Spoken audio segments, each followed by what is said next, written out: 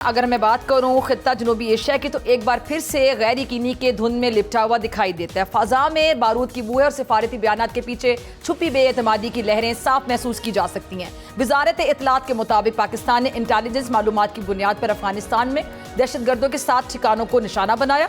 ये कार्रवाई महज एक अस्करी पेशरफ नहीं बल्कि एक वाज़ेह स्ट्रेटेजिक इशारा भी है। ये पैगाम कि रियासत अपनी सरजमीन और शहरियों के तहफ़्फ़ुज़ पर कोई समझौता नहीं करेगी। इस्लामाबाद की इमाम बारगाह, बाजोड़ और बन्नू में हालिया खुदकुश हमलों ने कौमी ज़मीर को झंझोड़ कर रख दिया। इंसानियत के बाद रियासती मौक़िफ़ दो टोक और वाज़ेह है कि अगर सरहद पार से खतरा आएगा तो जवाब भी सरहदों की कैद में नहीं रहेगा। सवाल है कि पाकिस्तान को ये कदम उठाने की नौबत क्यों आई और अफगानिस्तान दहशतगर्दी के लिए अपनी सरजमीन के इस्तेमाल से रोकने में क्यों नाकाम रहा। दोहा मुआहदे की रूबी यही थी कि अफगान सरजमीन किसी दूसरे मुल्क के खिलाफ इस्तेमाल नहीं होगी, मगर ज़मीनी हक़ाइक़ इस दावे से मुताबिकत नहीं रखते। सरहदी इलाकों में कालादम तंजीमों की मौजूदगी और पाकिस्तान में हमलों का तसलसल इस अमर का तकाजा करता है कि बयानात से आगे बढ़कर काबिल तस्दीक इक़दाम किए जाएं।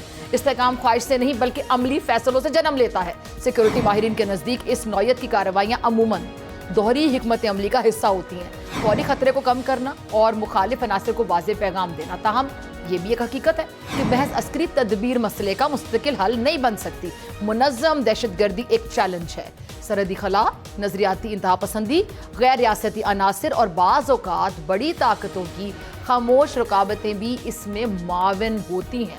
अब ऐसे में ताकत और सिफारत को एक दूसरे का मुतबादिल नहीं बल्कि तकमील समझना होगा। इस पूरे मंजरनामे में एक और पहलू भी ज़ेरे बहस रहता है, फितनतुल हिंदुस्तान और भारत की मुबैना प्रॉक्सी सरगर्मियाँ। पाकिस्तान तवील अरसे से ये मौक़िफ़ इख्तियार किए हुए है कि भारत खित्ते में अदम इस्तेहकाम को हवा दे रहा है और इस तनाजुर में भारतीय शहरी निकल गुप्ता का केस आलमी सतह पर खास तवज्जो का मरकज बना, जिसने खुफिया कार्रवाइयों के बाब में कई सवालात को जन्म दिया। पाकिस्तान का मौक़िफ़ ये है कि खित्ते में भारत की प्रॉक्सी जंगें महज क्या सराइयाँ नहीं बल्कि एक तल्ख हकीकत हैं जिनके असरात सरहदों से मावरा होते हैं। इसके साथ साथ जनूबी एशिया में एटमी जो सलाहियत है वो रखने वाली रियासतों का भी आपको पता है एक हसास खित्ता है। ऐसे में सरहद पार कार्रवाइयाँ, सिफारती कशीदगी और प्रॉक्सी जंगें एक खतरनाक मसले तश्कील भी देती हैं।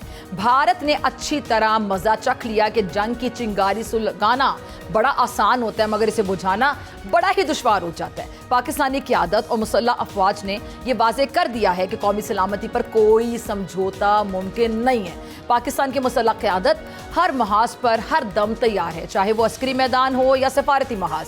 इसी तसलसल में ऑपरेशन बुनियानुल मरसूस जैसी कार्रवाइयाँ इस अज़म की अलामत करार दी जाती हैं कि रियासत अपनी खुद मुख्तारी के दिफा में किसी तज़ब्ज़ुब का शिकार नहीं होगी। असल सवाल यही है कि आगे का रास्ता अब क्या होगा, ताकत, सिफारत या दोनों।